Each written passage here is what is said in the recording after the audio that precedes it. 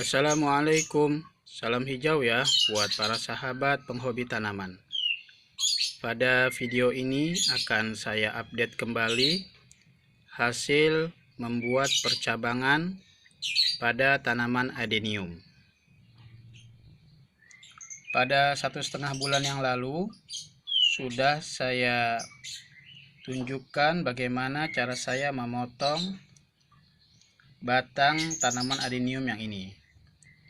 Setelah saya potong selama 1,5 bulan, saat ini sudah tumbuh 3 cabang yang baru.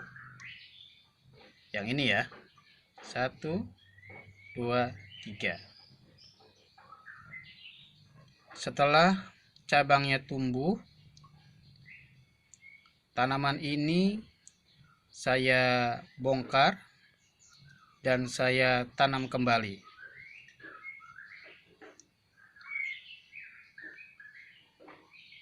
Awalnya akar yang putih ini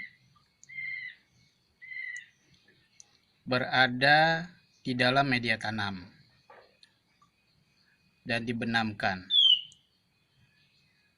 Setelah cabangnya tumbuh, akar ini saya angkat sebagian dan hanya disisakan sedikit akar yang dipendam di dalam media tanamnya.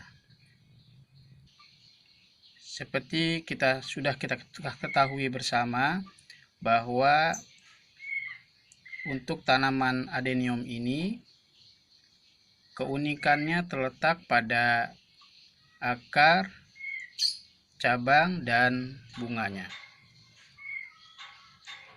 Dan supaya tanaman ini menjadi bonsai, maka akarnya saya cabut sebagian.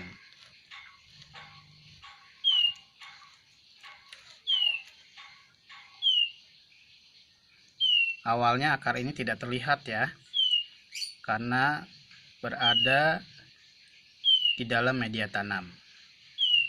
Dan setelah saya potong cabangnya dan sudah tumbuh cabang baru yang lebih banyak, akarnya ini saya cabut dan saya tampilkan dan tanam di atas media tanam, sehingga ini seperti menjadi cabang yang baru. Pada tanaman yang lain pun sama seperti ini ya. Karena ini akan saya buat menjadi bonsai, maka sebagian akarnya saya cabut, saya keluarkan ya, bukan saya cabut, saya keluarkan dari media tanam, sehingga keunikan tanaman ini bisa lebih terlihat.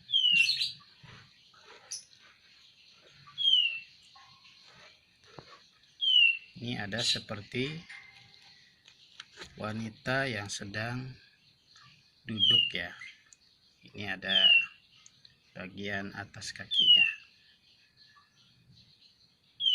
Dan untuk cabang-cabangnya pada tanaman ini juga alhamdulillah ya, sudah banyak cabang-cabangnya. Dan insya Allah jika sudah cukup tua cabang-cabangnya, maka ini akan bisa mengeluarkan bunga-bunga secara kompak.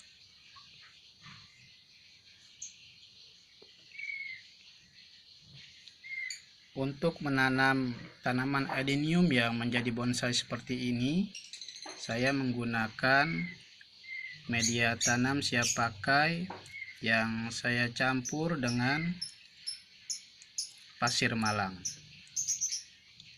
Adapun untuk perbandingan media tanamnya, saya gunakan 2 bagian pasir malang dan 1 bagian media tanam jadinya. Pasir malang dan media tanam jadinya diaduk sampai rata. Setelah adukannya sudah merata, maka saya gunakan untuk menanam tanaman adenium bonsai ini.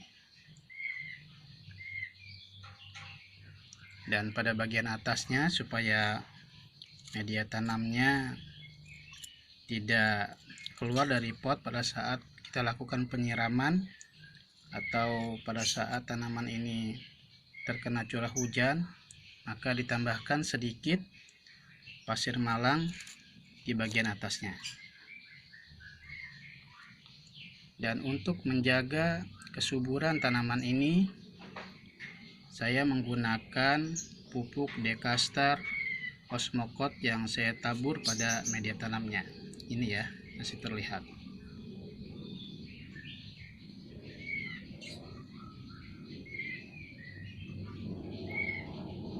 Dengan menggunakan pupuk Dekastar Osmocote yang ditabur di media tanam, maka nutrisi yang terkandung dalam pupuk Dekastar ini akan larut pada saat kita lakukan penyiraman, dan nutrisinya akan tersebar ke seluruh media tanam sehingga akar-akar dari tanaman ini bisa menyerap nutrisi pupuknya pada saat akar-akarnya menyerap air. Demikianlah update dari hasil membuat percabangan pada tanaman adenium ini. Semoga apa yang saya bagikan ini bermanfaat untuk teman-teman ya, dan semoga teman-teman suka dengan videonya. Insya Allah kita akan berjumpa kembali dengan video-video yang berikutnya. Wassalamualaikum warahmatullahi wabarakatuh.